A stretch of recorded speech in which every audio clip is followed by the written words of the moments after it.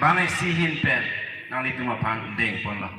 Takkan ni kesni ukro, kani kesni tos ni ukro purom yang kaparis yang kajregan deng.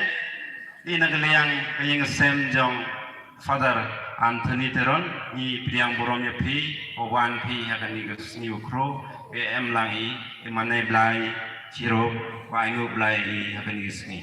Sinono por bangke ni tu makar pegang ther ikat pi piji apan kurusar pansi por pundai pun.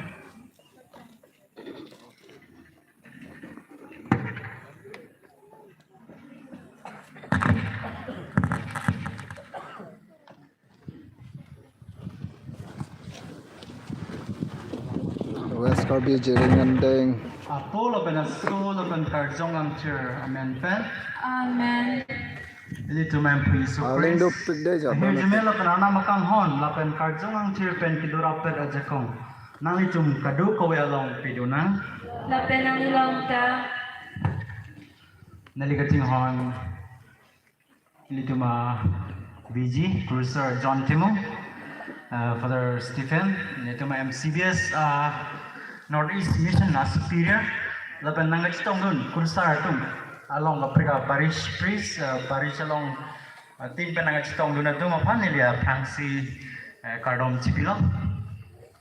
Laban kadak jirgindeng asor, jirgindeng hawar asor. Laban along kaprek pa nang nagstong dun na tum tadu. Umrong so pen nang nagstong dun na tum tadu. Laban kaprek hin pen nang nagstong dun na tum tadu.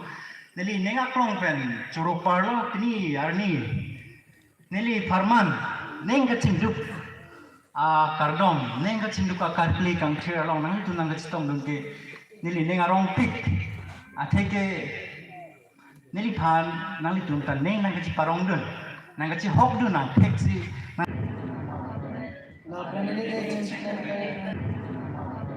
Lord,